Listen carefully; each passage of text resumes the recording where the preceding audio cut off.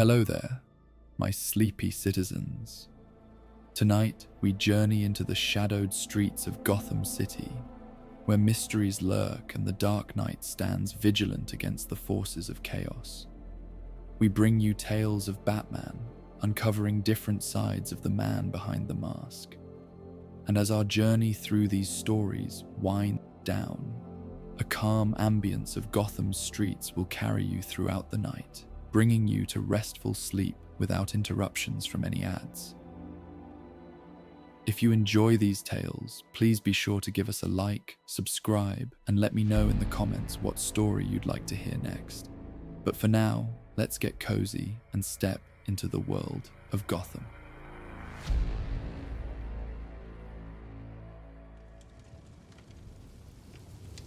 The autumn rain drummed against Blackgate Penitentiary's reinforced windows with a rhythm that seemed almost deliberate, as if the storm itself was trying to communicate something important. Batman stood on the prison's outer wall, his cape heavy with moisture, watching the way lightning illuminated the fortress-like structure that housed Gotham's most dangerous criminals. Even in the worst weather, Blackgate maintained its imposing presence, a monument to society's determination to contain what it feared most. But tonight, something felt different. The usual background hum of institutional life seemed muted, replaced by an odd quality of silence that made even the storm's fury seem distant. Through his cowl's enhanced audio filters, Batman could detect the subtle wrongness in the building's acoustic signature, like a musical instrument with one string badly out of tune. "Master Bruce," Alfred's voice came through the communication system, steady and reassuring as always. "Warden Kellerman is waiting for you in the administrative wing. He mentioned the disappearances have escalated." Batman nodded, though Alfred couldn't see the gesture. The disappearances at Blackgate had been troubling him for weeks. Not escapes, which were unfortunately common enough, but true vanishings.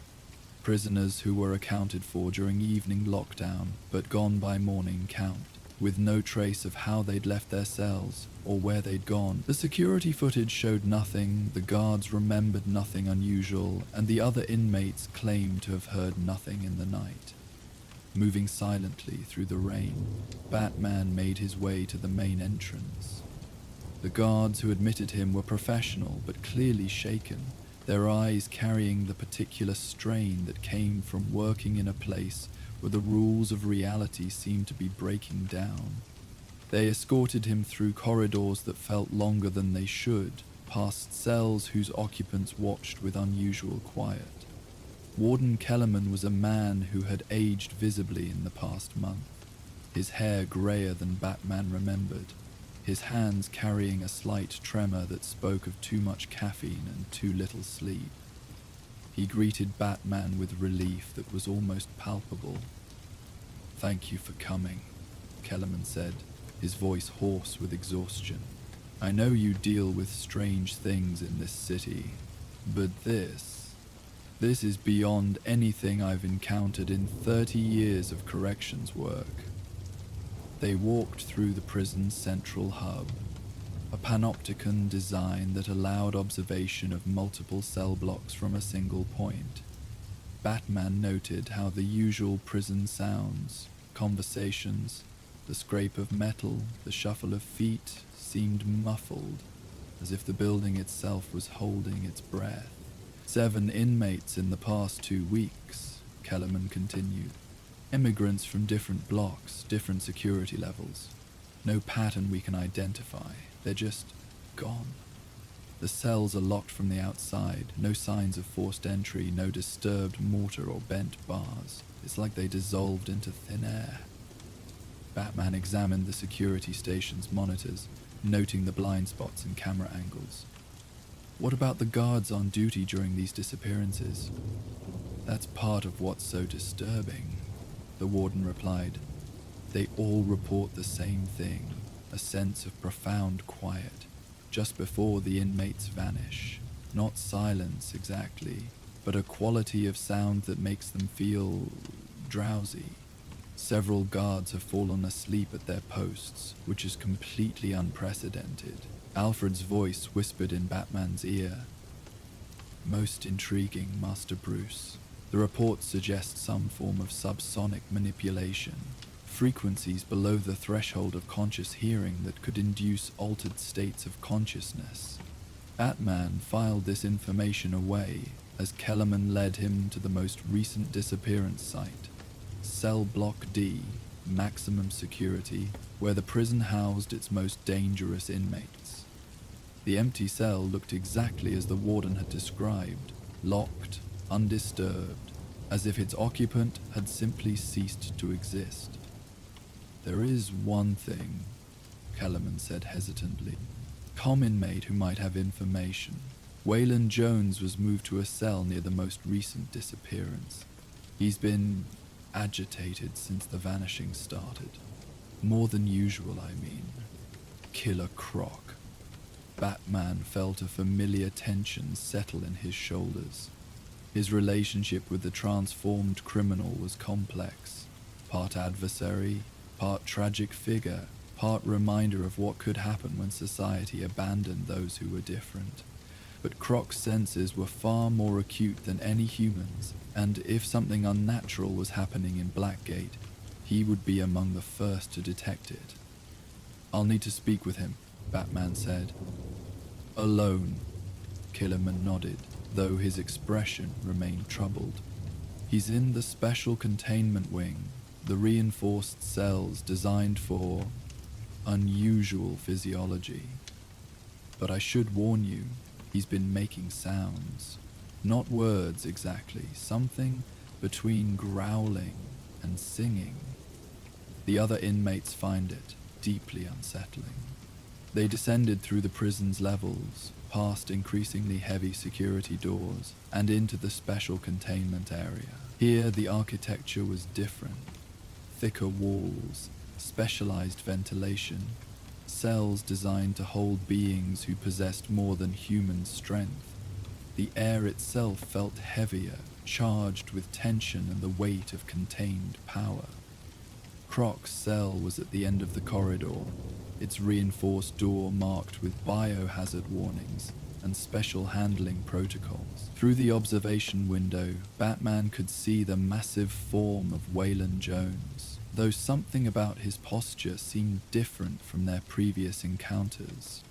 He sat in the corner of his cell, not with the aggressive tension Batman expected, but with an almost protective alertness, as if he were guarding against something unseen. Alfred, Batman sub-vocalized, I'm going to need continuous monitoring during this interview. If Croc's behavior becomes erratic, of course, Master Bruce. I have override access to the containment protocols, but may I suggest approaching this conversation with particular care? Mr. Jones has always been more perceptive than most give him credit for. The guard unlocked the outer door, leading Batman into the security vestibule that separated Croc's cell from the corridor. Here, behind another layer of reinforced barriers, Batman could speak with the transformed man while maintaining necessary precautions. Jones, Batman said quietly, you've been agitated. What are you sensing? For a long moment, Croc didn't respond. Then he raised his massive head, and Batman saw something unexpected in his reptilian eyes. Not rage or hunger, but fear. Deep, primal fear of the kind that transcended rational thought. Below, Croc said, his voice a gravelly whisper that somehow carried perfectly through the containment barriers. Something below. Old. Hungry. Been sleeping, but not anymore. What kind of something?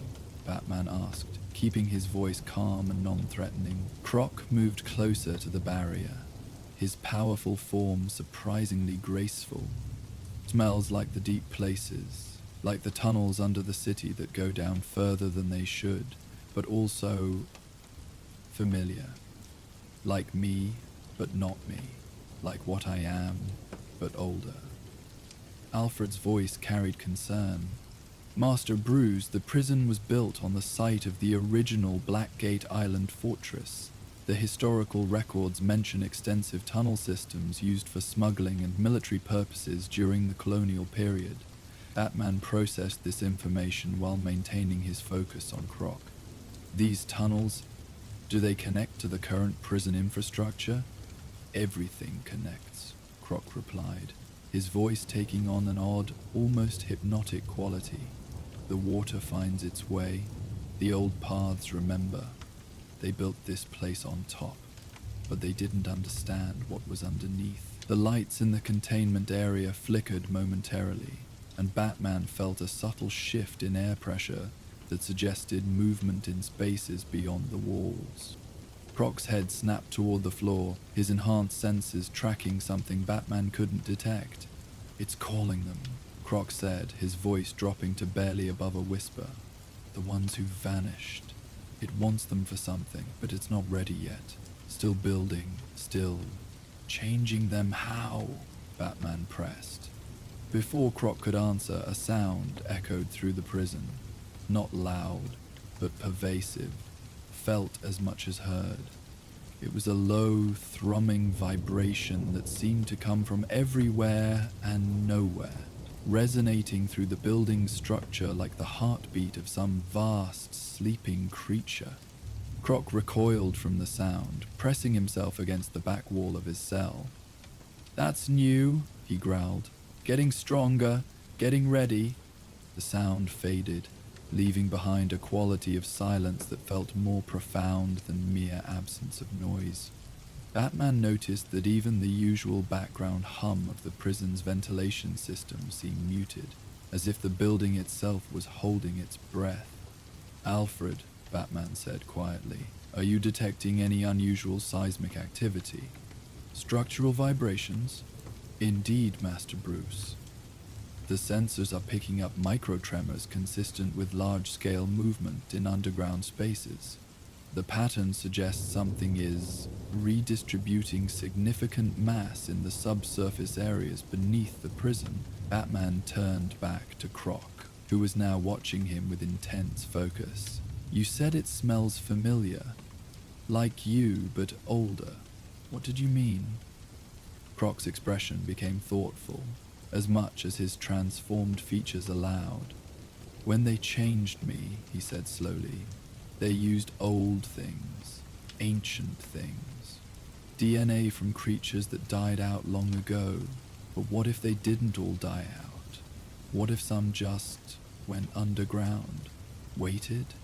The implication sent a chill through Batman that had nothing to do with the prison's climate control. "You think something similar to your transformation occurred naturally? Underground?" "Not naturally," Croc corrected.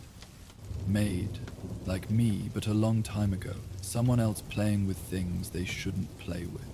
He paused, his head tilting as if listening to sounds beyond human hearing. "And now it's awake, and it's lonely, and it wants to make more like itself." Alfred's voice carried alarm. "Master Bruce, I'm detecting multiple heat signatures moving through what appear to be previously unknown spaces beneath the prison. They're heading toward the lower levels of the structure." Batman felt the familiar surge of adrenaline that came with understanding the scope of a threat. "Jones, these tunnels you mentioned, are they accessible from inside the prison?" Croc nodded grimly. "Maintenance access in the sub-basement. They sealed most of the old entrances when they built this place, but water always finds a way. And where water goes," another vibration shook the building, stronger this time, and with it came a sound that made Batman's enhanced hearing crackle with interference. A subsonic pulse that seemed designed to disrupt both electronic equipment and human consciousness. The missing inmates, Batman realized. They're not dead.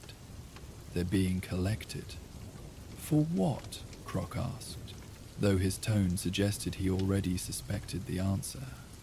"To create more of whatever's down there," Batman replied. "A colony, a new species." He turned toward the exit, his mind already planning the descent he would need to make. Alfred, I need complete structural maps of the prison and the surrounding area. Historical records of any underground construction, natural cave systems, anything that might connect to what we're dealing with. Already compiling, Master Bruce, but I must stress, if you're planning to investigate these tunnels personally, you'll be entering an environment where conventional communication may be impossible. The subsonic interference is already affecting our connection. Batman paused at the security door, looking back at Croc one final time. If something happens to me down there, if I don't come back... You'll come back, Croc interrupted. You always do. But Batman, when you find it, when you see what it really is, remember that it used to be human. Like me. Like all of us, before we became something else. The journey to Blackgate's sub-basement took Batman through increasingly abandoned areas of the prison, past storage rooms and maintenance areas that felt forgotten by the modern world. The deeper he went, the more apparent it became that the prison's current structure was built on foundations much older than its official construction date suggested. Alfred's voice crackled with increasing interference. Master Bruce, the historical records indicate this site was used for unusual purposes during the early colonial period. References to experiments in natural philosophy and investigations into the transformation of base matter. The language is deliberately vague, but it suggests some form of early scientific research. Alchemical experiments, Batman translated. Probably attempts at creating artificial life or extending human longevity, the kind of work that would have been considered heretical by the religious authorities of the time. The sub-basement was a maze of pipes, electrical conduits and structural supports that seemed to exist in a state of organized chaos, but as Batman examined the walls more closely, he began to see evidence of much older construction. Stonework that predated the prison by centuries, archways that had been partially bricked over but never completely sealed. Following his enhanced sensor readings, Batman located what appeared to be a maintenance access point that had been recently disturbed. The heavy metal grate had been moved aside, not forced but carefully displaced, revealing a passage that descended into darkness beyond the reach of his flashlight. "Alfred, I'm entering the tunnel system," Batman reported. "Maintain contact as long as possible, but be prepared for communication blackout." "Understood, Master Bruce. Remember? In the absence of external guidance, trust your instincts. They've never failed you in the truly dangerous situations." Batman descended into the tunnel, immediately noting the change in atmosphere. The air was warmer and more humid than the prison above, carrying scents that spoke of deep earth and ancient water. The walls were a mixture of natural stone and human construction, suggesting the tunnels had been expanded and modified over centuries of use. As he moved deeper, Batman's enhanced hearing began to detect the sound of moving water, not the normal flow of pipes or storm drains, but something more organic, like the circulation system of a vast underground organism.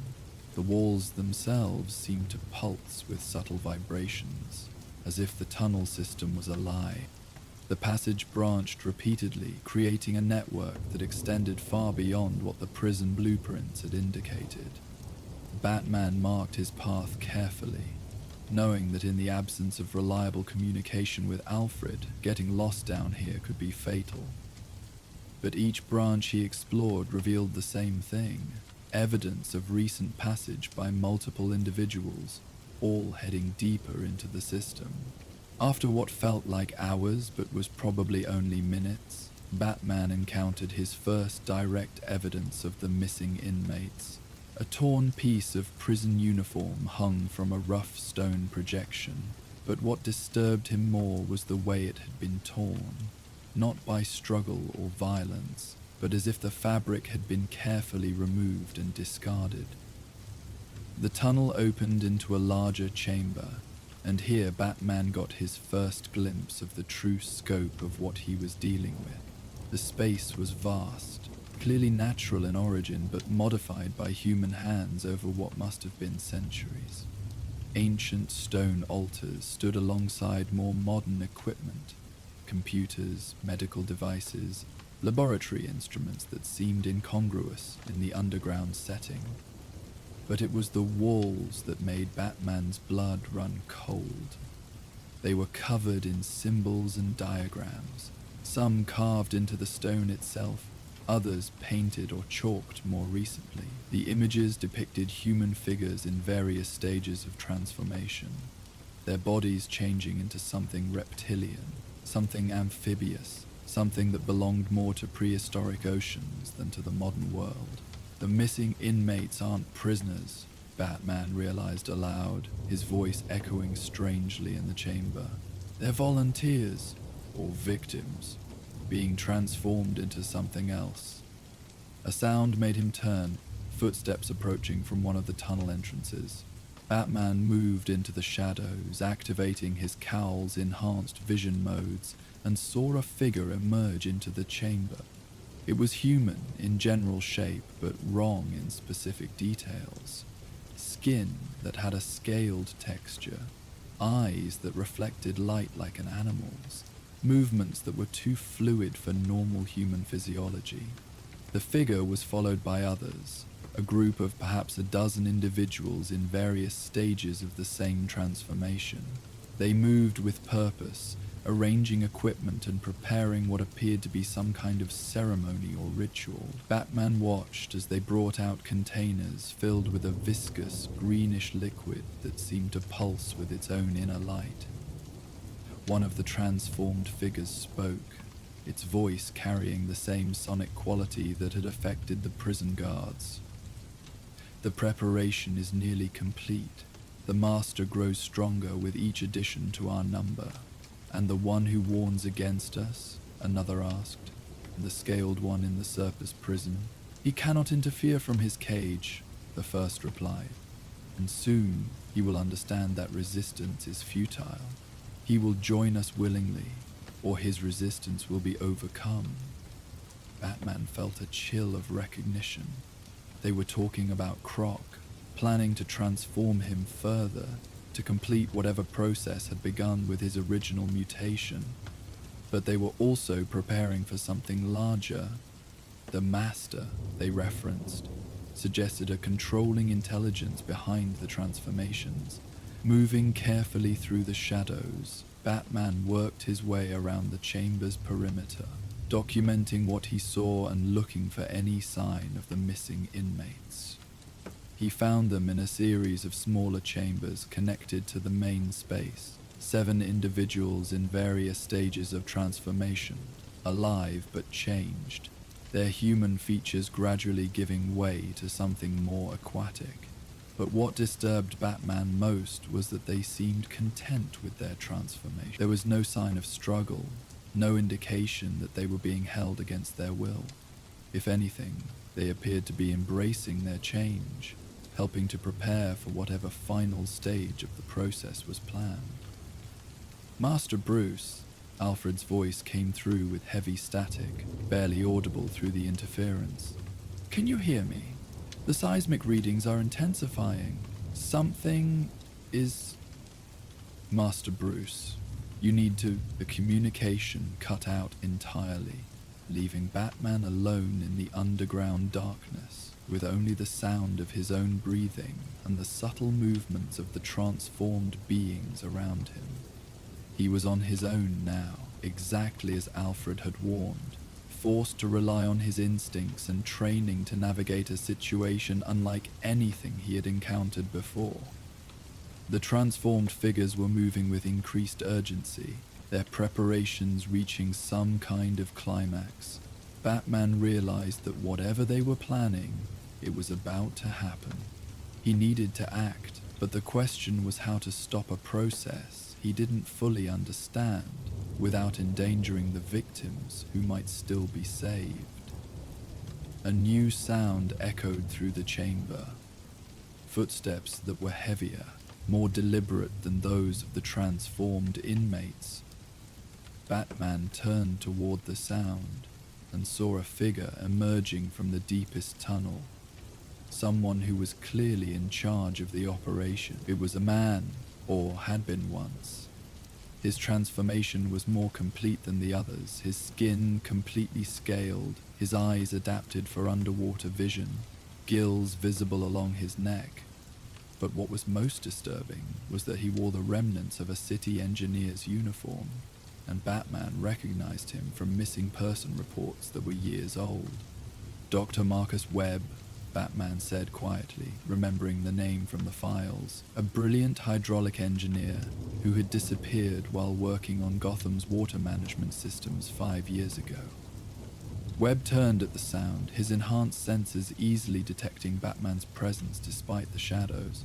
"Ah," he said, his voice carrying the same sonic undertones as the others. "The Dark Knight himself.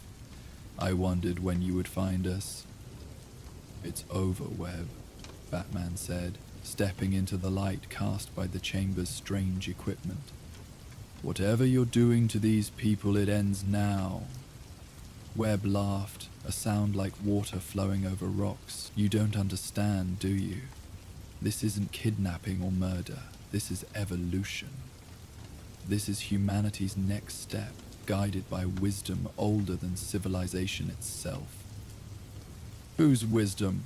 Batman demanded. "Who's really behind this?" "The Master has been sleeping beneath Gotham for centuries," Webb replied, "waiting for the city to grow large enough, complex enough, to support the transformation. I was the first to hear its call, the first to understand what it offered, but I won't be the last." Webb gestured to the transformed inmates, who had stopped their preparations to watch the confrontation. "Each of them came to us willingly once they understood what we could offer. Freedom from the limitations of human flesh, adaptation to an environment where humanity cannot survive, a future beyond the surface world's inevitable collapse." Batman studied the chamber, noting the complex filtration and circulation systems that kept the underground environment habitable. "You're preparing for something specific. The transformations are just the beginning." "The rising," Webb confirmed. "When the Master fully awakens, it will change Gotham's very foundations. The city will sink and the ocean will reclaim what was always rightfully its domain. But we will survive. We will thrive. We will become the dominant species of the new world." The equipment in the chamber began to hum with increasing intensity, and Batman realized that their conversation had been a distraction. While they talked, the transformed beings had completed their preparations. Whatever process they had planned was about to begin. "Alfred?" Batman tried his communication system one more time, but got only static in response. He was truly alone now, facing a threat that could potentially affect not just the missing inmates, but all of Gotham. Webb raised his hands, and the transformed beings began to emit a coordinated subsonic pulse that resonated through the chamber and into the tunnel system beyond. Batman felt the sound in his bones, a vibration that seemed designed to awaken something vast and ancient that slumbered in the depths below. The chamber floor began to tremble, and from somewhere far below came an answering sound, a deep, rhythmic pulse that suggested something immense stirring to wakefulness. Batman realized that the Master Webb referred to wasn't another transformed human, but something much older and more alien, a creature that had been sleeping beneath Gotham for possibly hundreds of years. "You can stop this," Webb said, his voice now carrying an hypnotic quality that made Batman struggle to maintain focus. "Join us willingly, and your transformation will be gentle. You'll retain more of your human consciousness than most. Think of what you could accomplish with enhanced abilities, freed from the limitations of terrestrial biology." Batman felt the pull of Webb's words. enhanced by the subsonic manipulation that filled the chamber. Part of him recognized the logical appeal of the offer: enhanced abilities, freedom from human limitations, a chance to protect Gotham from threats that normal humans couldn't even perceive. But another part of him, the part that Alfred had spent years nurturing and strengthening, rejected the seductive logic of the transformation. Batman's strength had never come from superhuman abilities, but from his refusal to accept limitations, his determination to find solutions that preserved human dignity and choice. "No," Batman said simply, and the words seemed to cut through the subsonic manipulation like a blade through silk. "Humanity's strength isn't in changing what we are, it's in changing what we do." Webb's expression shifted from confident persuasion to angry frustration. "Then you'll face the Master's awakening as an enemy, and when the city floods, you'll drown with the rest of the surface dwellers."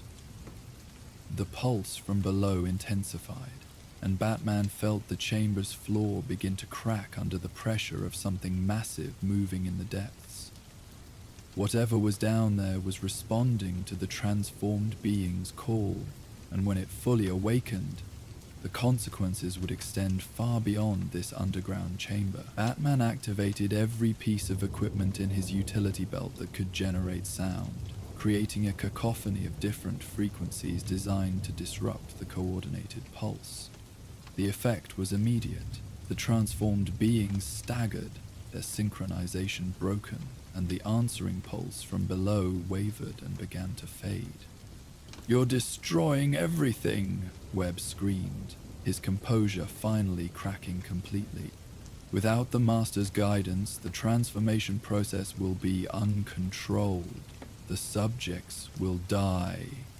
"Then help me save them," Batman replied, continuing to disrupt the subsonic manipulation while moving toward the chambers containing the missing inmates. "Help me find a way to reverse what's been done to them." For a moment, Webb seemed to consider the offer. The man he had been before the transformation flickered in his transformed features, a reminder of the brilliant engineer who had once dedicated his life to protecting Gotham's infrastructure. But the moment passed, and the transformed figure that Webb had become reasserted control. "There is no reversal," he said, "only completion. If you won't join us willingly, then you'll serve as a warning to others who might interfere." The other transformed beings moved to surround Batman, their movements coordinated despite the disruption of their subsonic communication. Batman realized that their transformation hadn't just changed their bodies, it had connected their minds in ways that didn't depend on sound or other external signals. The battle that followed was unlike anything Batman had previously experienced. His opponents moved with inhuman speed and coordination, their transformed bodies capable of attacks that normal humans couldn't perform.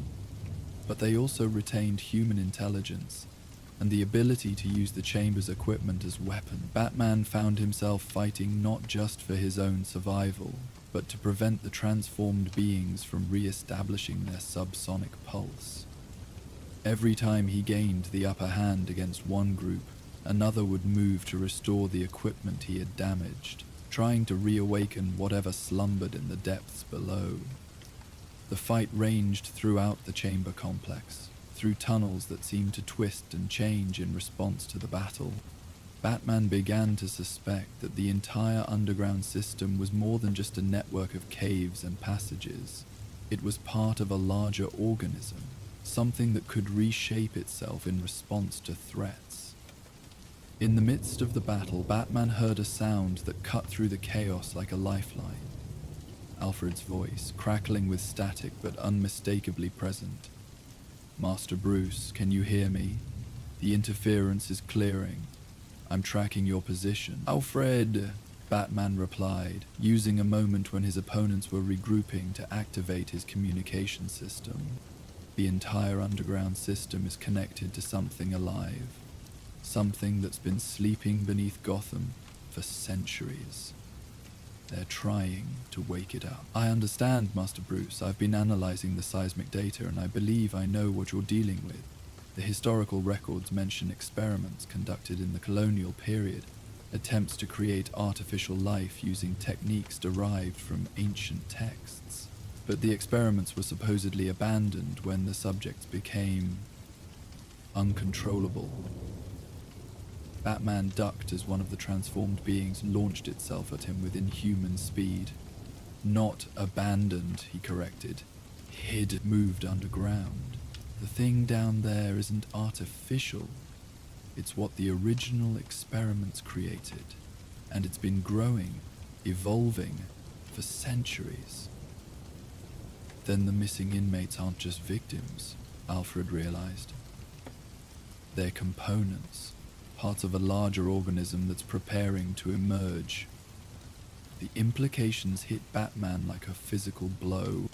If Alfred was right, then the transformed beings weren't individuals at all. They were extensions of something much larger. Cells in a vast organism that had been hiding beneath Gotham, slowly growing and preparing for its emergence. Alfred, I need you to contact Warden Kellerman, Batman said, fighting off two attackers while speaking.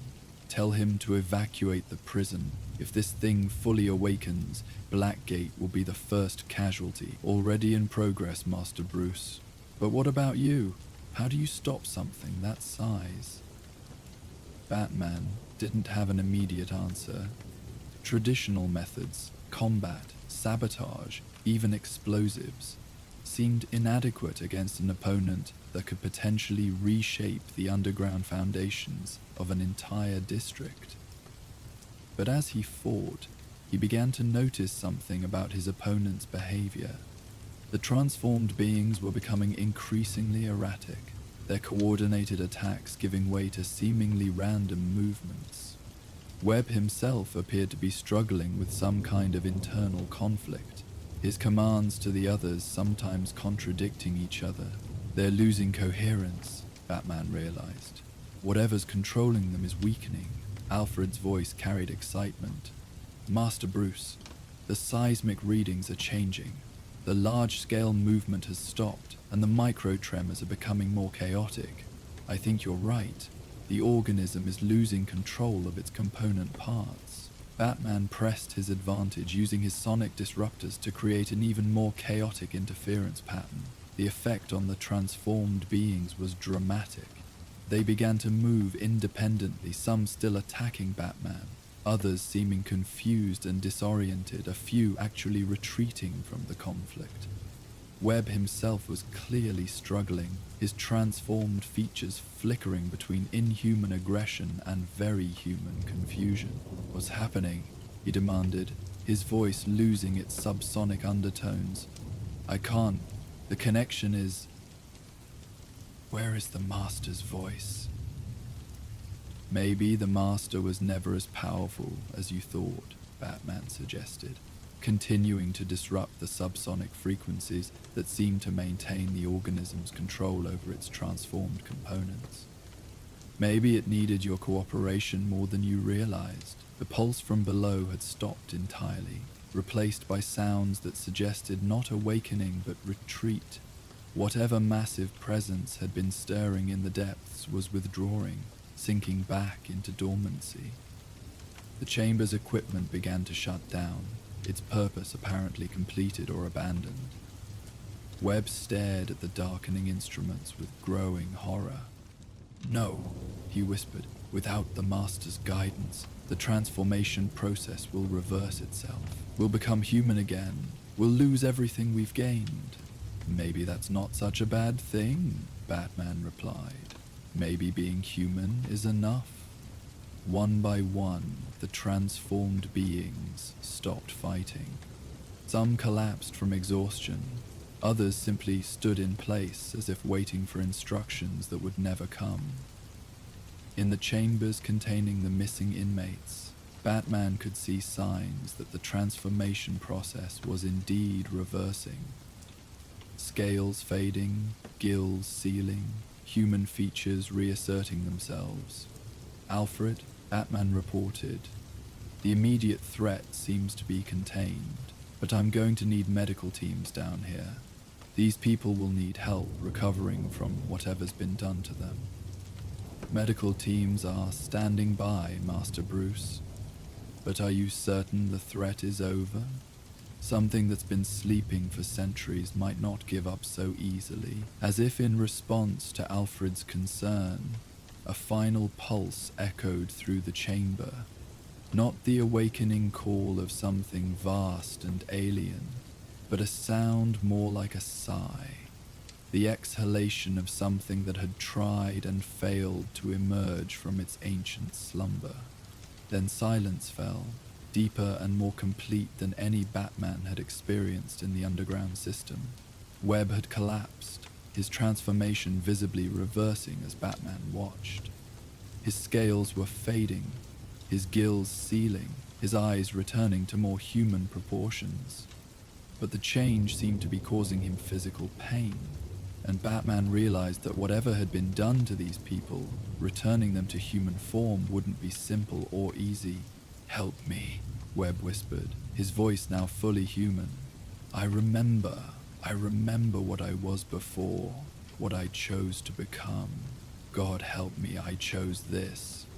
Batman knelt beside the former engineer, checking his vital signs and finding them stable despite the dramatic physical changes.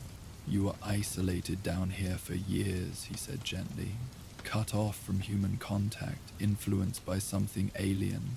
The choices you made weren't entirely your own, but they were mine," Webb insisted.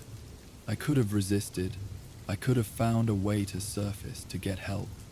Instead, I convinced myself that transformation was evolution, that becoming something inhuman was an improvement." Over the following hours, Batman coordinated the rescue operation that brought the missing inmates back to the surface. Each of them was in a different stage of recovery, their transformations reversing at different rates and with varying degrees of difficulty. The medical teams that Alfred had arranged worked tirelessly to help them through the process, though it would clearly take time for them to fully return to human form. Webb proved to be an invaluable source of information about what had happened underground. His engineering expertise, combined with his first-hand experience of the transformation process, helped the medical teams understand how to accelerate the reversal and minimize the long-term effect. "The thing in the depths," Webb explained during one of his interviews with Batman, "it wasn't malevolent exactly, just alien. It had been sleeping so long that it had almost forgotten what it was. When I first found it, it was barely conscious, but human contact, human thoughts began to wake it up. And it used you to create more human connections," Batman concluded. "The transformed beings were like neurons in a larger brain, helping it think and plan." Webb nodded weakly, but the connection was fragile. It depended on our willing participation. When you disrupted the subsonic frequencies, you broke the mental links that held the network together. Without that coherence, the organism couldn't maintain its awakening. It fell back into dormancy. "Will it try again?" Batman asked. "Maybe," Webb admitted, "but not for a long time, and not in the same way. It learned from this attempt. Next time it might try a different approach, something less dependent on willing human cooperation." Batman filed this information away, knowing that Gotham's defenders would need to remain vigilant for signs of the creature's renewed activity. But for now, the immediate threat was contained, and the missing inmates were being helped to return to their human lives. The most difficult part of the recovery process was dealing with the psychological effects of the transformation. Many of the former inmates reported feeling a sense of loss as their enhanced abilities faded, a longing for the simplified existence they had experienced as part of the larger organism. Some required extensive counseling to help them readjust to individual human consciousness. Croc proved to be unexpectedly helpful in this regard. His own experience with unwanted transformation gave him unique insight into what the recovering inmates were experiencing.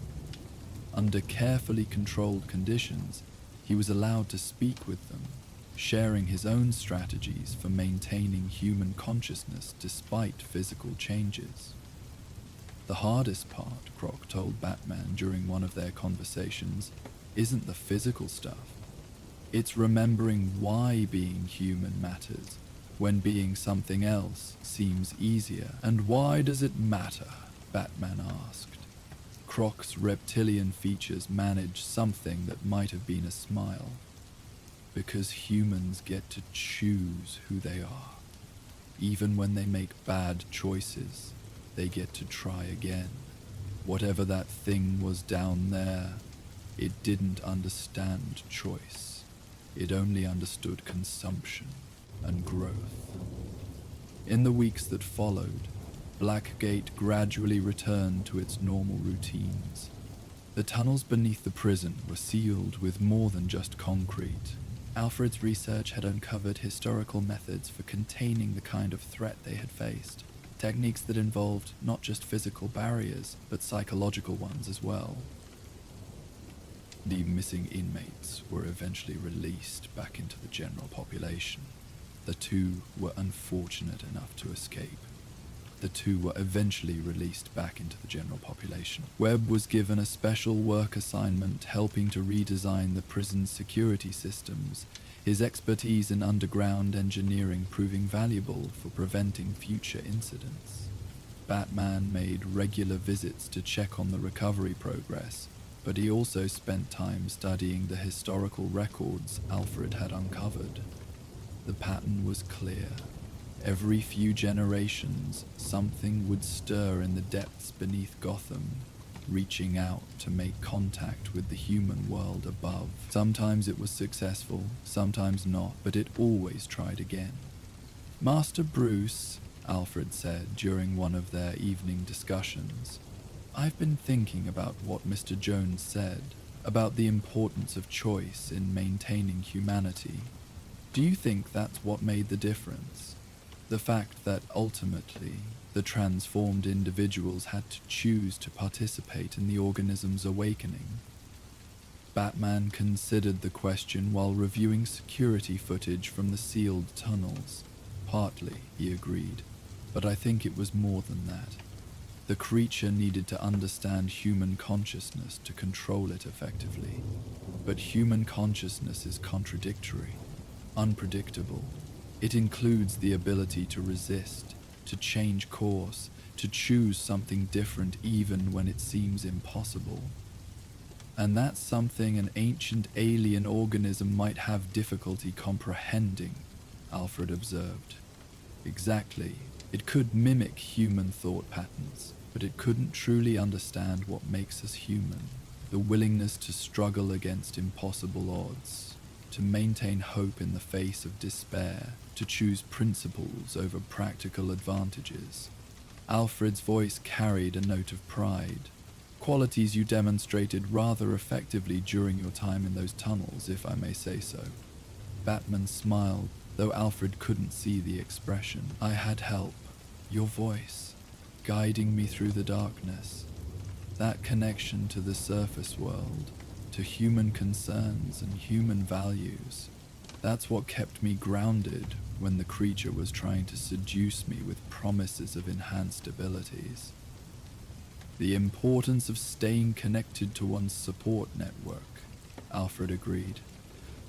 Something I'll have to remember for future situations. As the months passed, the incidents at Blackgate became part of Gotham's unofficial history. Another strange chapter in the city's ongoing struggle with forces that defied easy explanation. The official reports were carefully sanitized, but those who needed to know understood that Gotham sat atop mysteries that occasionally stirred to wakefulness. Batman continued his nightly patrols, but he paid special attention to the areas around Blackgate and the sealed tunnel entrances. His cowl's sensors were calibrated to detect the specific subsonic frequencies that had preceded the creature's awakening. and Oracle maintained continuous seismic monitoring of the underground areas. But there were no further incidents. Whatever slumbered in the depths beneath Gotham seemed to have accepted, at least temporarily, that the surface world was not ready for its emergence. The city continued its normal rhythms, its citizens unaware of how close they had come to a transformation that would have changed the nature of human civilization itself. On quiet nights, when the city was peaceful and his patrol routes took him past Blackgate, Batman would sometimes pause to listen to the subtle sounds that rose from the depths. The creature was still there, still sleeping, still growing, but it was learning patience and perhaps a kind of respect for the stubborn complexity of human nature. And in the prison above, Croc would sometimes pause in his own nightly contemplations, his enhanced senses detecting the same subtle sounds. He understood, better than most, the delicate balance between transformation and preservation, between evolution and choice. His own struggles with his altered nature had taught him that the most important battles were often fought not against external enemies, but against the temptation to abandon what made existence meaningful. The silence below Blackgate remained, but it was no longer empty. It was filled with the quiet watchfulness of guardians both above and below ground, human and transformed, all united in their determination to protect something precious, the right to choose one's own path, even when that path led through darkness and uncertainty toward an unknowable future. In the end, Batman reflected, that might be the most human quality of all, the refusal to surrender choice, even in the face of forces that seemed to offer easier alternatives. The silence below was not the absence of sound, but the presence of patience, the city learning to wait, to watch, and trust that when the time came to act, it would find the strength to choose wisely. The silence below Blackgate had settled into something resembling peace, but Gotham's nights held many different kinds of quiet. As Batman completed his final security sweep of the sealed tunnels, Oracle's voice crackled through his cowl with a new concern that would draw him across the city to face a very different kind of darkness. "Batman," she said, her tone carrying the particular tension that came with reports of Harvey Dent's activities.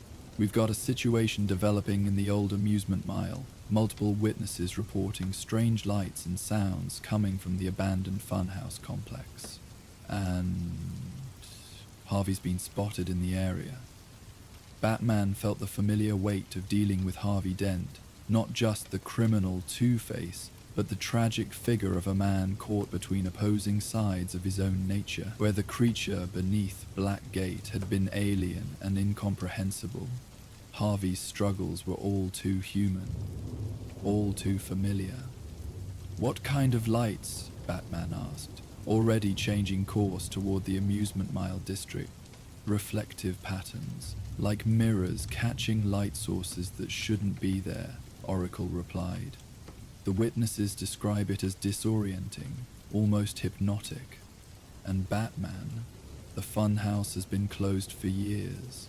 There shouldn't be any power to those buildings." As Batman swung through Gotham's night sky, leaving behind the contained mysteries of Blackgate, he found himself moving toward a different kind of labyrinth, one built not of ancient stone and forgotten waterways, but of mirrors and illusions, where the greatest enemy might be one's own reflection staring back from the glass.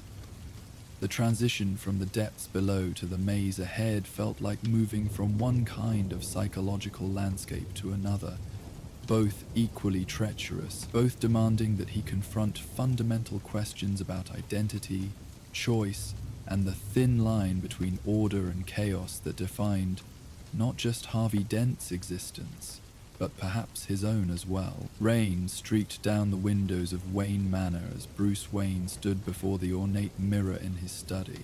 adjusting his tie with mechanical precision.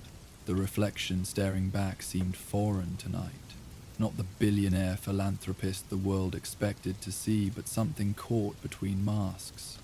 Lightning illuminated the glass for an instant, and in that brief flash, he could have sworn he saw the cow's silhouette overlaying his features. "Master Bruce," Alfred's voice carried the gentle concern that had anchored Bruce's world for decades. "The Gotham Museum's opening reception begins in an hour, though I suspect your mind is elsewhere." Bruce turned from the mirror, grateful for the interruption. "The Hall of Mirrors exhibit opens tonight. Dr. Meridian's Reflections of the Soul installation." He moved to his desk, where newspaper clippings detailed the controversial new attraction. 3 visitors hospitalized this week after experiencing what witnesses described as complete personality fractures. Alfred approached, studying the articles with practiced attention. "And you believe there's more to these incidents than psychological suggestion?" "Commissioner Gordon thinks so." Bruce picked up a photograph from the crime scene files.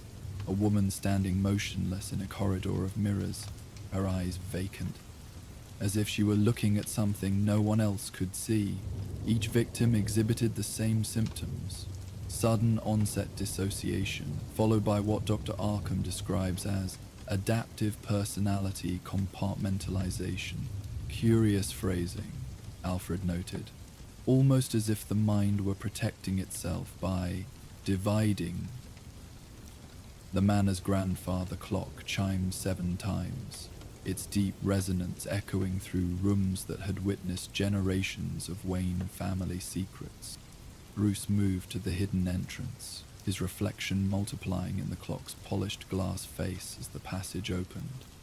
"There's something else," he said, pausing at the threshold. "Harvey Dent escaped from Arkham 3 days ago, the same day these incidents began." Alfred's expression grew more grave. Two-Face has always been drawn to symbols of duality.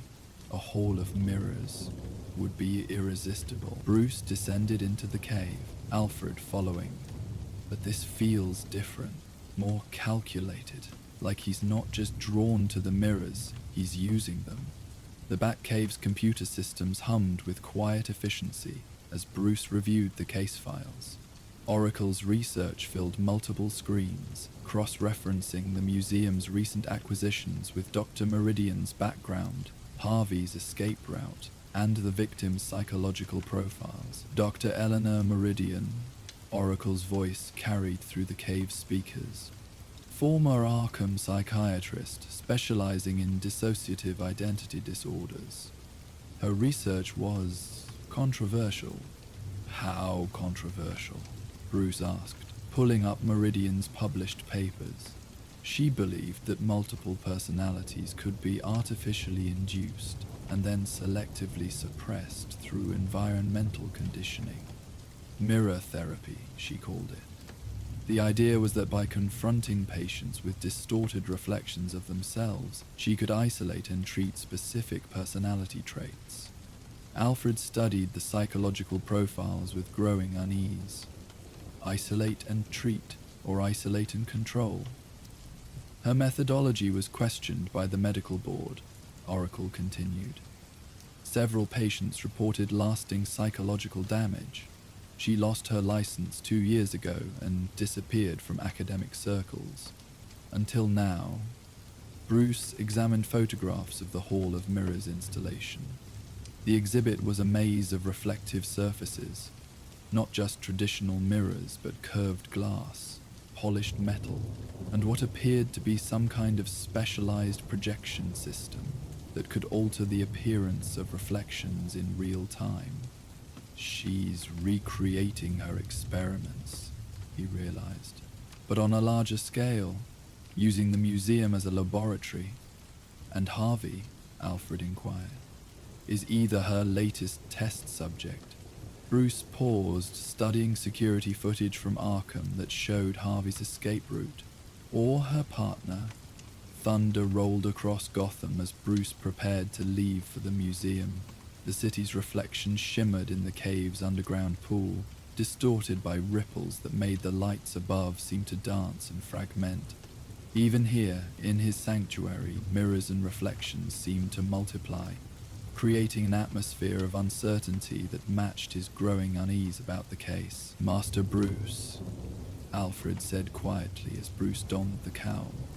"In all your years of wearing different faces, Bruce Wayne, Batman, the various personas you've cultivated, have you ever wondered which one is real?" The question hung in the air like incense, heavy with implications. Bruce looked at his reflection in the Batmobile's polished surface, seeing the cowl's angular features overlaid with memories of his parents, his childhood, the moment that had fractured his life into before and after. "They're all real," he said finally, "and none of them are. The man who matters is the one who chooses which face to wear and why." Alfred nodded with satisfaction. "Remember that, sir. In a hall of mirrors, choice may be your only compass." The Gotham Museum of Natural History stood like a beacon against the storm-darkened sky, its neoclassical facade illuminated by spotlights that cast dramatic shadows across the steppe. Even from the outside, Bruce could see the new exhibits glow through the main gallery windows, an ethereal, shifting light that seemed to pulse with its own rhythm. He approached through the museum's service entrance, having studied the building's blueprints during the drive. The Hall of Mirrors occupied the entire east wing, accessible through a single entrance that funneled visitors into what Dr. Meridian called the journey of self-discovery. "Oracle, what's the layout?" he sub-vocalized into his cowl's communication system. "The exhibit is designed as a progressive maze," she replied, her voice carrying slight static that suggested interference from the installation's electronics. "Visitors enter through a corridor of traditional mirrors, then progress through increasingly complex reflective environments. The final chamber is called the Mirror of Truth, some kind of advanced holographic system that supposedly shows visitors their authentic self." Batman made his way through the museum's darkened corridors, noting the unusual silence. The building should have been alive with the sounds of the opening reception, but instead, an eerie quiet prevailed. Emergency lighting cast long shadows that seemed to shift and multiply, creating the unsettling sensation that he was already surrounded by mirrors. "No sign of the reception guests," he reported. "The museum appears to be empty." "That's impossible," Oracle replied. "Guest list showed over 200 confirmed attendees, city officials, major donors, members of the press." Batman reached the entrance to the Hall of Mirrors and understood. The reception had proceeded as planned, but the guests were still inside the exhibit, trapped in Dr. Meridian's maze of reflective surfaces. Through the entrance, he could see figures moving slowly through corridors lined with mirrors, their movements strangely synchronized, as if they were following some unheard instruction. "They're all in there," he realized, "the entire reception. She's turned the opening into a mass experiment." He studied the entrance more carefully, noting sensors and cameras that would track visitor movement and biometric data. This wasn't just a psychological experiment. It was a comprehensive study of how large groups responded to controlled identity manipulation. "Harvey's here," Oracle confirmed, her voice carrying new urgency. "Security footage shows him entering through the main gallery 30 minutes ago. But, Bruce, there's something else. The system's tracking two distinct biometric signatures from the same individual. The technology is reading Harvey and Two-Face as separate people." Batman entered the Hall of Mirrors, immediately struck by the disorienting effect of infinite reflections stretching in all directions. The first corridor was lined with traditional mirrors, but even these seemed subtly wrong. The reflections were delayed by fractions of a second, creating a sense of disconnection between self and image. As he moved deeper into the maze, the mirrors became more complex, curved surfaces that stretched and compressed his reflection, divided mirrors that showed different aspects of his face and body in isolation, and surfaces that seemed to respond to his presence by altering their reflective properties. The mirrors are interactive, he noted, watching as his reflection's cowl changed color in response to his heart rate. Biometric sensors are reading physiological data and altering the visual feedback, creating a feedback loop between the viewer's psychological state and their reflection, Oracle confirmed. Classic conditioning technique, but applied with precision technology. Batman encountered the first group of trapped guests in what appeared to be a circular chamber surrounded by mirrors that reflected not just images but sounds. Every footstep, every breath, every whispered word was amplified and echoed back from multiple directions, creating a cacophony of self-awareness that left the visitors standing motionless, overwhelmed by the sensory input. They can't process the conflicting information, he observed. The mirrors are showing them multiple versions of themselves simultaneously, while the audio feedback is fragmenting their sense of individual identity. He activated his cowl's noise-cancelling systems and moved to help the guests, but found that his presence only made the situation worse. The mirrors responded to his entry by multiplying his reflection alongside theirs, creating even more confusion about who was who and what was real. I need to find the control center, he realized. This entire system is being operated remotely. Following the maze's progression, Batman encountered increasingly sophisticated mirror installations. One corridor featured surfaces that showed not just reflections, but projections of how visitors might look in different circumstances.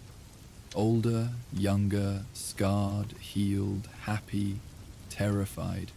Another chamber used holographic technology to create three-dimensional reflections that seemed to step out of the mirrors and interact with the viewers. The technology is remarkable, Oracle noted, analyzing the data his cowl was collecting. But the psychological impact is devastating. These people are losing their sense of stable identity. Batman found Dr. Elena Meridian in the exhibit's central control room, a chamber surrounded by monitors showing feeds from every mirror in the installation. She was a woman in her 50s, with the intense focus of someone who believed absolutely in her work, despite its devastating effects on her subjects. Dr. Meridian, he said, stepping out of the shadows. She turned without surprise, as if she had been expecting him. Batman. The ultimate study in duality. How appropriate that you should be here for the culmination of my research. Your research is torturing innocent people, he replied, gesturing to the monitors that showed guests throughout the maze, trapped in various states of psychological fragmentation. I'm freeing them, she corrected, her voice carrying the fervor of absolute conviction. For years, I've watched people suffer under the weight of artificial social expectations, forced to suppress their true selves in favor of acceptable personas. My mirrors strip away those false layers, revealing the authentic individual beneath, by fracturing their minds, by showing them that the mind was already fractured. We all wear masks, Batman. We all play roles. The only difference is that my subjects are finally honest about it. Batman studied the control systems, noting how the mirrors could be adjusted to create specific psychological effects. Where's Harvey Dent? Dr. Meridian's expression grew more complex, a mixture of pride and concern. Harvey is in the mirror of truth, the final chamber. He came to me seeking a cure for his condition, but I've offered him something better, a choice. What kind of choice? The choice to become whole again, to select which personality will survive and eliminate the other completely. My mirror can isolate the neurological patterns that create Two-Face, allowing Harvey to literally choose which man he wants to be. Batman felt a chill that had nothing to do with the museum's climate control. And if he chooses wrong, there is no wrong choice, Dr. Meridian replied. Only the choice to be authentic versus the choice to remain fractured. She activated a monitor showing the Mirror of Truth chamber. Harvey Dent stood before an enormous reflective surface that seemed to shift and change, showing him sometimes as the district attorney he had once been, sometimes as the scarred criminal he had become, and sometimes as a figure that seemed to combine both aspects into something entirely new. He's been in there for 20 minutes, Dr. Meridian continued. The longest anyone has ever managed to withstand the Mirror of Truth. Most people can't handle seeing themselves so completely, because most people aren't as comfortable with duality as Harvey is, Batman realized. He's not being torn apart by the experience, he is studying it. Meridian's confidence wavered slightly. The mirror should be forcing him to choose. The technology is designed to make integration impossible to resist. Unless he doesn't want to be integrated, Batman said, understanding Harvey's true plan. He's not here to be cured. He's here to learn how your system works, so he can use it for his own purposes. The lights in the control room suddenly flickered, and several monitors went dark. Through the remaining screens, Batman could see Harvey moving through the mirror chamber, no longer passive but actively manipulating the reflective surfaces. That's impossible, Dr. Meridian protested. The system is designed to be operated only from this control room. Harvey's been studying your research since his escape, Batman realized. Though he's not doing his own technology, better than you do. And now he's taking control of it. Harvey's voice echoed through the museum's public address system, carrying the measured tones of the former district attorney, but with an edge of Two-Face's criminal cunning.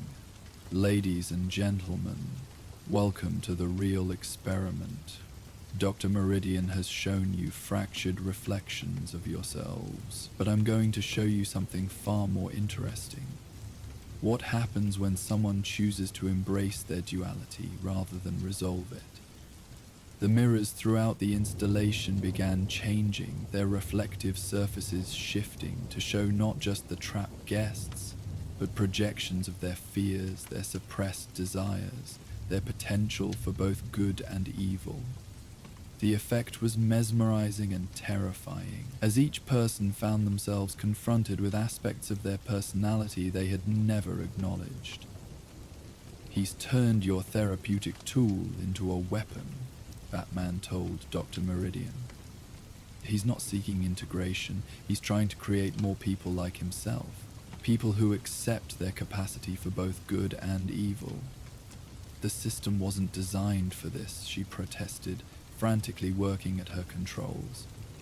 I'm losing connection to the primary servers. Batman moved toward the Mirror of Truth chamber, but found his path blocked by a corridor of mirrors that seemed to extend infinitely in all directions. As he walked, his reflection multiplied and changed, sometimes showing him as Bruce Wayne, sometimes as Batman, sometimes as the child who had watched his parents die, sometimes as the man who had dedicated his life to preventing similar tragedies.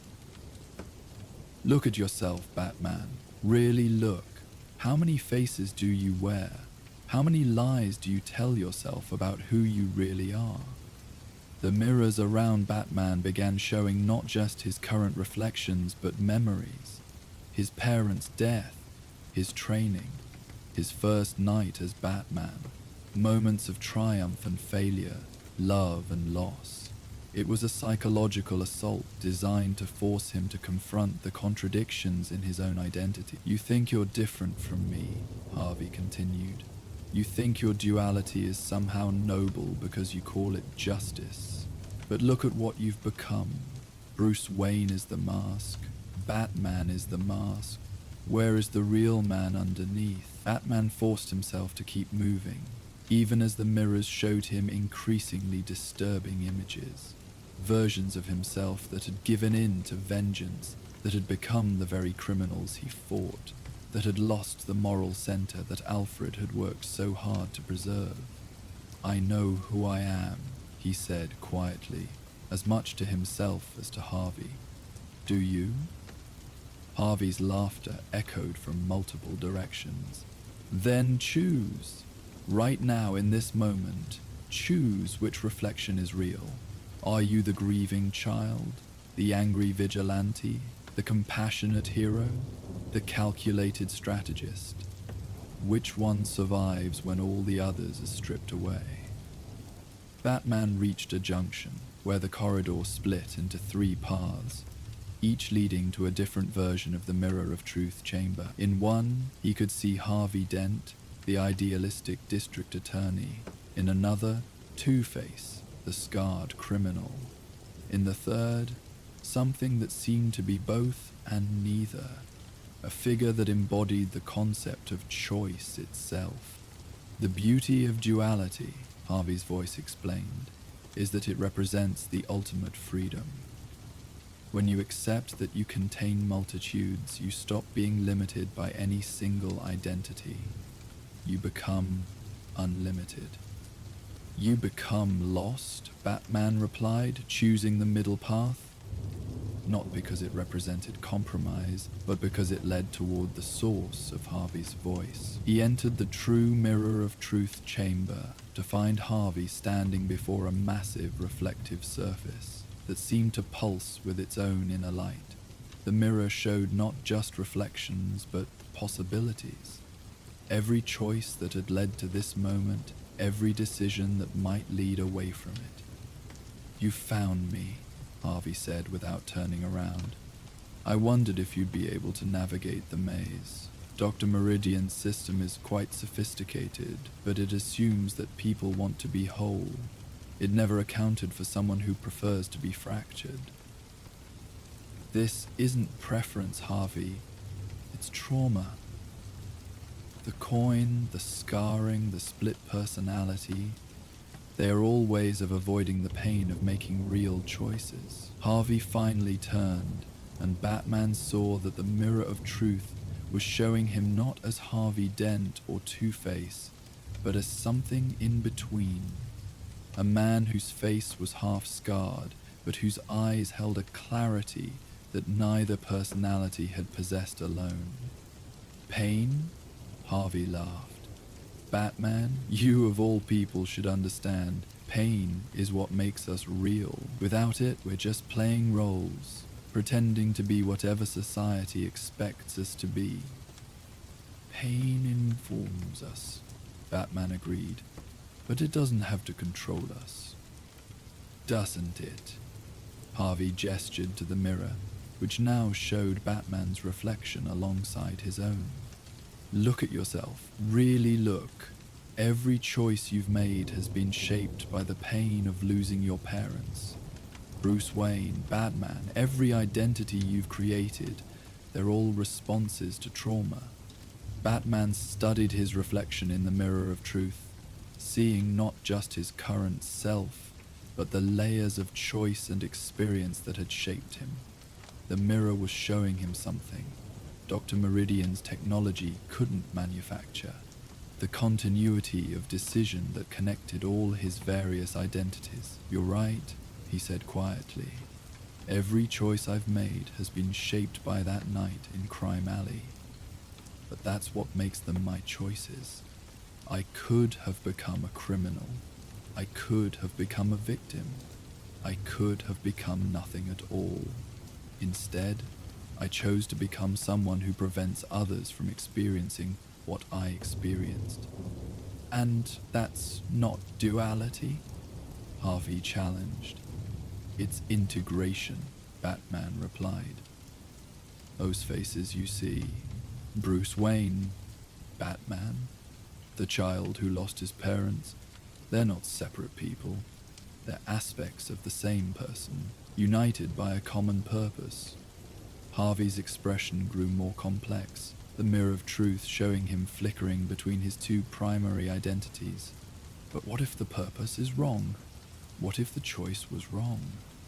Then you make a different choice, Batman said simply, but you can't make any choice while you're letting chance decide for you. Harvey's hand moved instinctively toward his coin, but stopped. In the mirror of truth, his reflection showed him performing the gesture thousands of times. Every decision, every moment of moral cowardice, every abdication of personal responsibility hidden behind the fiction of random chance. The coin was never about fairness, Batman continued.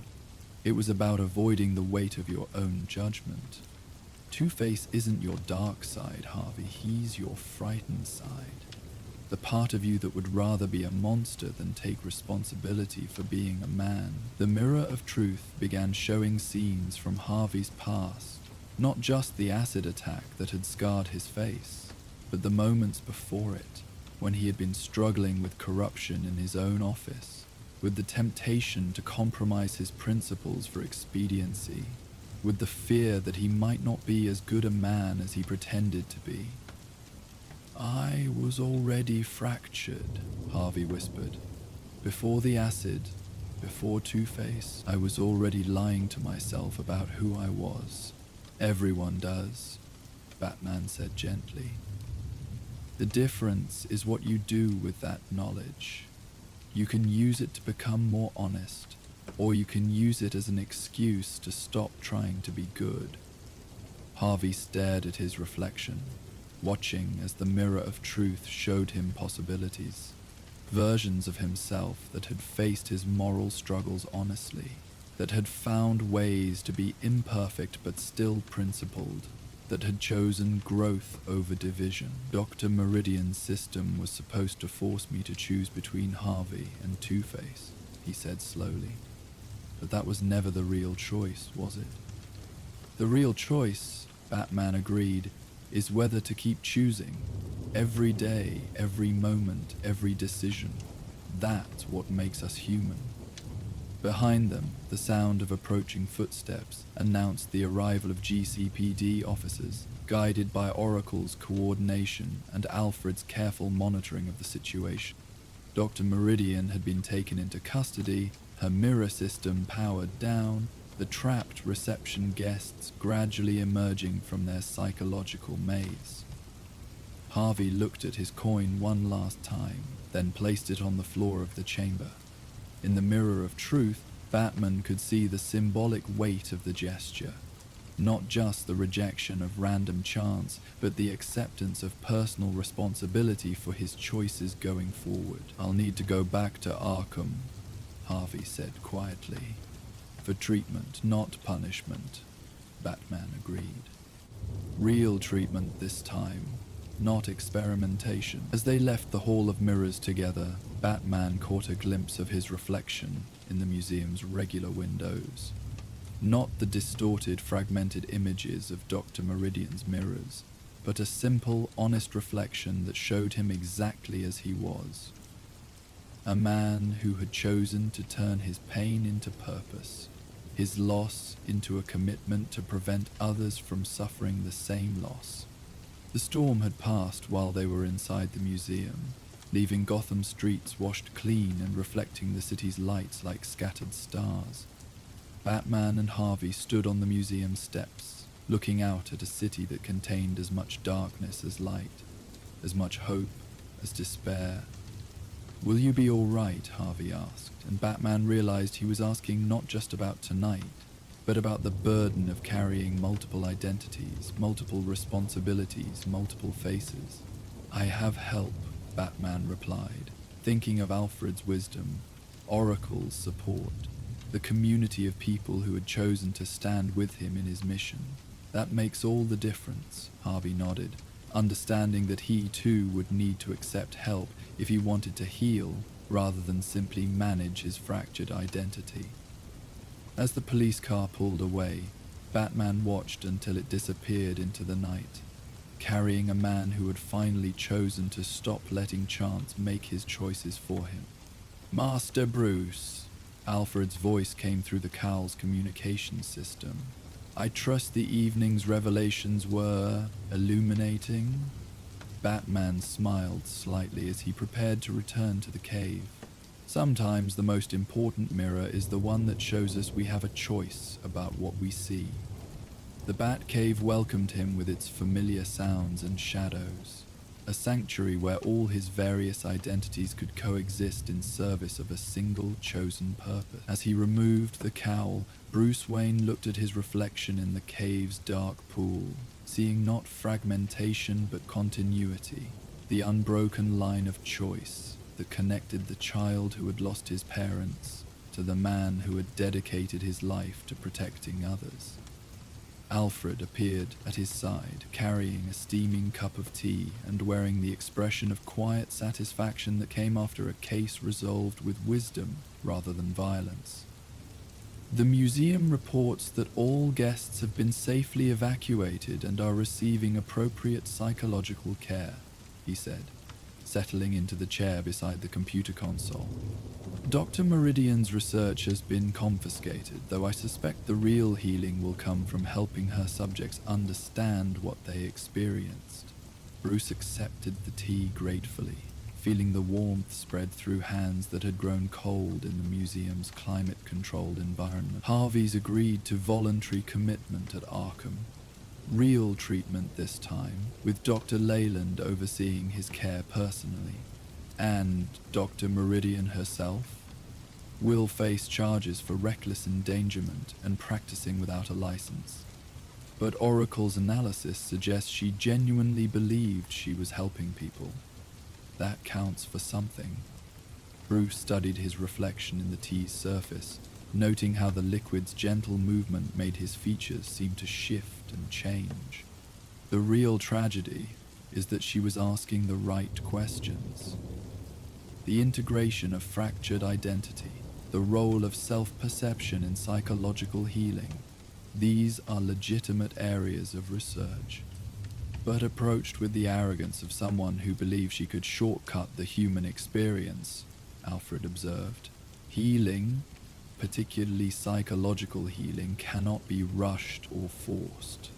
It requires patience, compassion, and above all, the subject's own willingness to change. Bruce nodded, thinking of Harvey's moment of clarity in the Mirror of Truth chamber.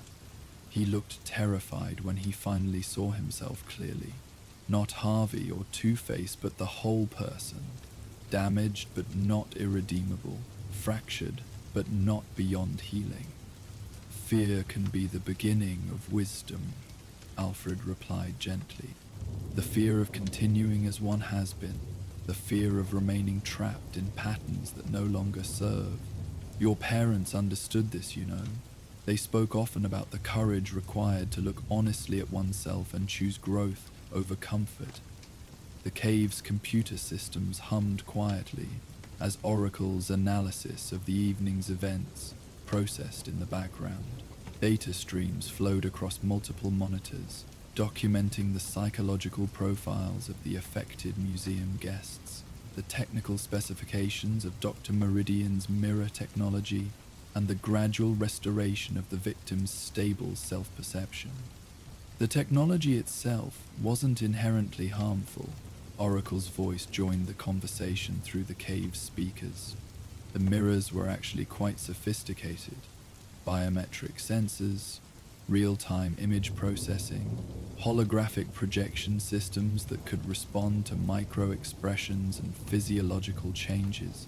In the right hands, it could have been therapeutic, but it was designed with a fundamental flaw, Bruce said, reviewing the technical schematics on the central monitor. It assumed that integration meant choosing a single identity, rather than finding harmony among multiple aspects of self. Alfred rose and moved to a wall display that showed Wayne family portraits spanning generations. "Your great-grandfather, Thomas Wayne, was a doctor, an industrialist, a philanthropist, and a father. Your father was a surgeon, a businessman, a social reformer, and a devoted husband. They never saw these roles as contradictory or requiring choice between them. They were unified by purpose, Bruce realized, following Alfred's gesture to study the portraits. Each role served the larger goal of making Gotham a better place. Precisely. The Wayne legacy has always been one of integration through service, not fragmentation through fear. Alfred returned to his chair, his movements carrying the grace of someone who had spent decades providing stability in an inherently unstable life.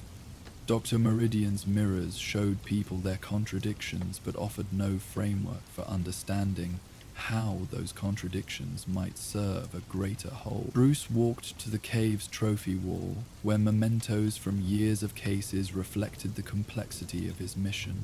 The Joker's playing card beside a commendation from the GCPD, Two-Face's damaged coin next to a child's drawing of Batman as a hero. Each item represented a different aspect of his experience, but together they told a coherent story of choice and consequence. Harvey's coin, he said, touching the damaged currency that had once dictated the criminal's decision. Gave it up tonight, but I wonder if he understands what that really means. What do you think it means? Alfred asked, employing the Socratic method that had guided Bruce's education since childhood. Bruce considered the question carefully, watching his reflection multiply in the various glass cases and metal surfaces throughout the cave. The coin represented the illusion of fairness, the idea that moral decisions could be made without moral responsibility. By surrendering it, Harvey accepted that every choice has a moral weight that cannot be delegated to chance. And for you, what does tonight's experience suggest about your own relationship with choice and identity? The question hung in the air like incense, creating space for reflection that Bruce had not allowed himself during the intensity of the case. He moved to the costume display, where multiple versions of the Batman suit hung in silent testimony to the evolution of his mission. Early designs that prioritized intimidation, later models that emphasized protection, current technology that sought to balance both. I've always told myself that Bruce Wayne is the mask and Batman is the reality, he said slowly. But tonight, in those mirrors, I saw something different. They're both real, both necessary, both serving the same fundamental purpose, which is to honor my parents' memory by ensuring that no child experiences what I experienced. Bruce Wayne provides the resources and social legitimacy. Batman provides the direct intervention and symbolic presence. Neither could accomplish the mission alone. Alfred smiled with the satisfaction of a teacher whose student had discovered an important truth independently. And the child who lost his parents that night in Crime Alley is still there, Bruce acknowledged. Still grieving, still angry, still afraid. But he's not driving the car anymore. He's a passenger, being taken somewhere meaningful rather than just away from pain. The cave's grandfather clock began chiming midnight, its deep tones echoing off stone walls that had witnessed this same conversation in countless variations over the years. Bruce had always been drawn to the symbolism of midnight, the moment when one day ended and another began, when darkness reached its peak before yielding to the possibility of dawn. Oracle, what's the status on the museum guests? He asked, returning his attention to immediate concerns. All stable and recovering well, she replied. The psychological effects seem to be temporary once removed from the mirror environment. Dr. Arkham expects full recovery for everyone within a few weeks, with appropriate counseling. And the children who were there with their families? That's interesting, actually. The children showed remarkable resilience. One little girl, Emma Chen, told the counselors that she wasn't scared because she could see Batman was still Batman, even in the broken mirrors. Children's sense of identity seems more flexible, less threatened by seeing multiple reflections of themselves. Bruce felt a warmth that had nothing to do with Alfred's tea. Children's faith in his mission had always been both humbling and inspiring. They saw past the intimidating exterior to the protective purpose beneath, accepting contradictions that adults found threatening. "There's wisdom in that perspective," Alfred observed. "Children understand intuitively that people can be many things simultaneously without losing their essential nature. It's adults who insist on reducing complex individuals to simple categories."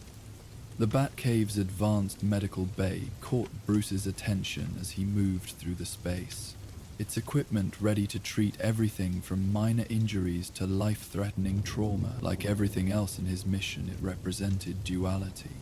The same hands that could inflict damage were trained to heal. The same mind that studied criminal psychology also understood emergency medicine. "I should check on Harvey tomorrow," Bruce said, though he knew he would visit as Bruce Wayne rather than Batman. "Dr. Leland will want a full report on tonight's events, and Harvey might benefit from knowing that someone still believes in his capacity for recovery." "Recovery, not cure," Alfred corrected gently. "The distinction is important. Harvey's experiences have left scars that will never fully heal, but scars can be integrated into a healthy sense of self rather than hidden or denied." Bruce touched his own face reflexively, feeling the small scars that marked years of physical confrontations. Each one told a story, represented a choice to put himself at risk for others' benefit. They were proof of his commitment, not flaws to be erased. Dr. Meridian's approach assumed that psychological scars were inherently destructive, he realized. But scars can also be evidence of survival, of healing, of the body's remarkable ability to repair itself and continue functioning.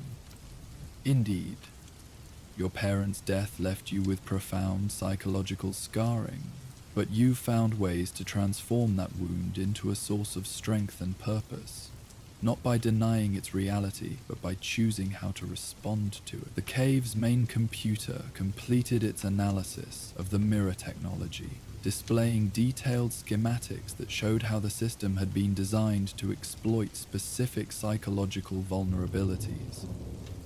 Bruce studied the data, noting how Dr. Meridian had incorporated elements of classical conditioning, behavioral modification, and sensory manipulation into her installation. "She understood the science," he said admiringly, despite his disapproval of her methods. The mirrors weren't just reflective surfaces, they were sophisticated psychological instruments designed to create specific emotional and cognitive responses. "Science in service of the wrong philosophy," Alfred replied. Like many brilliant people, she confused technical competence with moral authority.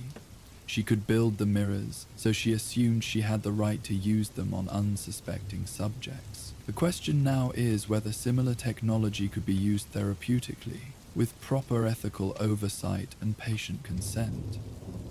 Bruce highlighted specific components of the system that might have legitimate medical applications.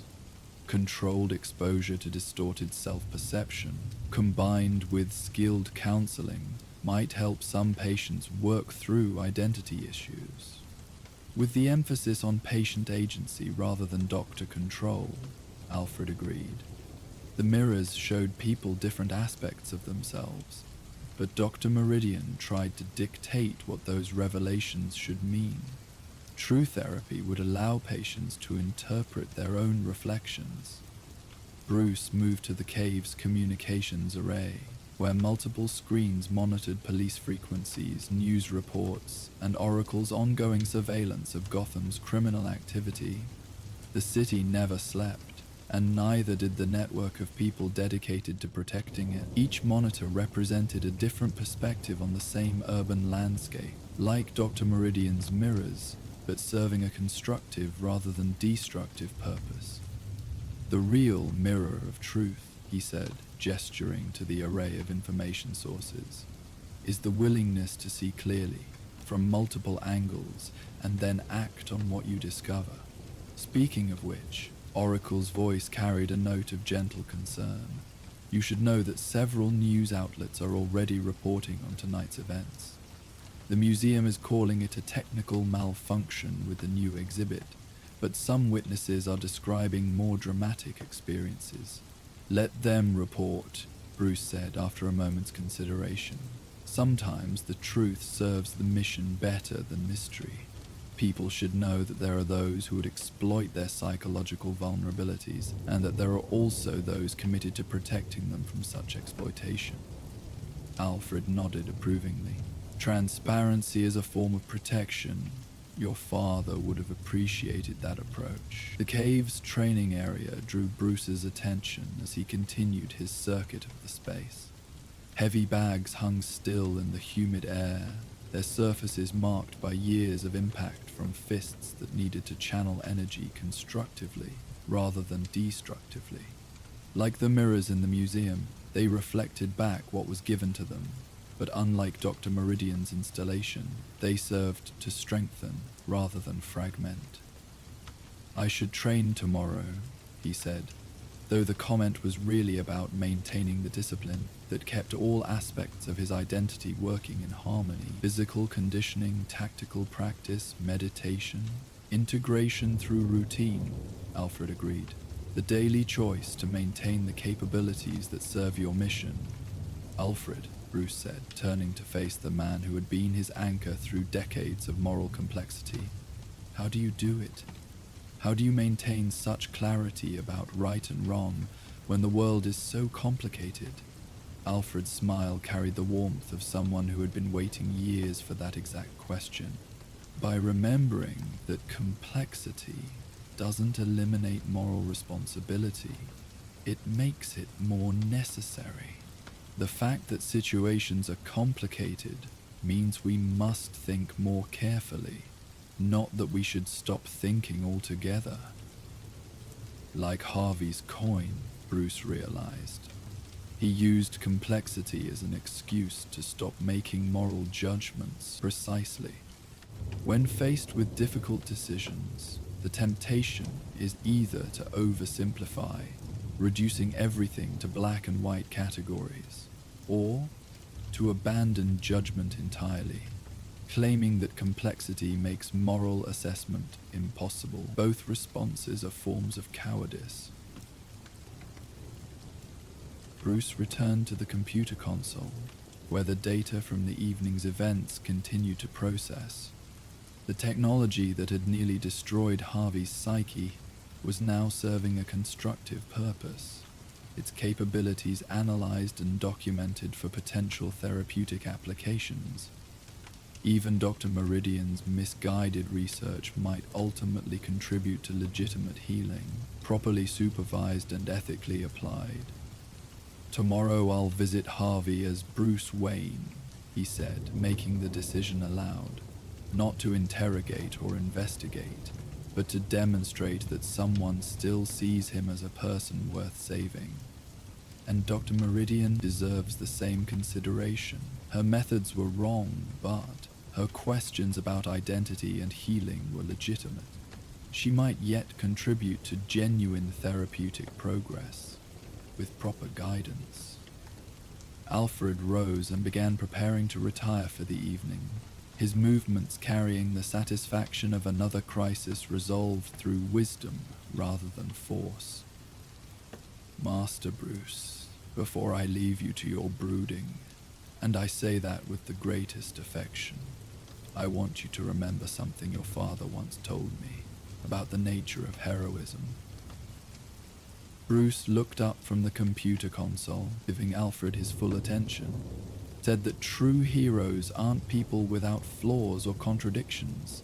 They're people who acknowledge their complexity and choose to use it in service of something greater than themselves. Tonight, you helped Harvey make that same choice. That's a victory worth celebrating. As Alfred's footsteps echoed up the stairs to the manor, Bruce remained in the cave, surrounded by the tools and symbols of his mission. In the quiet that followed, he could hear the subtle sounds of the cave's life. water dripping from limestone formations, the flutter of bat wings in the upper reaches, the hum of technology serving human purposes. He looked again at his reflection in the dark pool, seeing not a man divided between identities, but a person who had found ways to integrate his various roles in service of a clear moral purpose. The child who had lost his parents, the man who had trained himself to fight crime, the billionaire who funded social programs, the detective who sought truth in Gotham's shadows. All were present, all were real, all served the same fundamental commitment. In the distance, Gotham's lights reflected off wet streets and glass windows, creating 1,000 different images of the same city, beautiful and broken, dangerous and hopeful, always changing but somehow always itself. Like its protector, the city contained multitudes, and like its protector, it had learned that the key to unity wasn't the absence of complexity, but the presence of purpose. The mirror of truth, Batman realized, wasn't a piece of technology at all. It was the choice to see clearly, to accept responsibility, and to keep choosing who to be in the face of infinite possibilities. And that was a mirror every person carried within themselves, whether they chose to look into it or not. As the cave's lights dimmed automatically in response to the late hour, Bruce Wayne allowed himself a moment of quiet satisfaction. Tonight had been about more than stopping a criminal or saving lives. It had been about helping a broken man find the courage to choose healing over fragmentation, integration over division, hope over despair. In a city full of mirrors, that choice made all the difference. And so our tale of Gotham comes to an end. Let the gentle night embrace you as you drift toward peaceful dreams, knowing that somewhere in the darkness, the Dark Knight watches over his city. If you're not asleep yet, we will now play the ambience of Gotham City at night to help you fall asleep. And if you were just listening to our tales, we will see you next time. Good night and sleep well.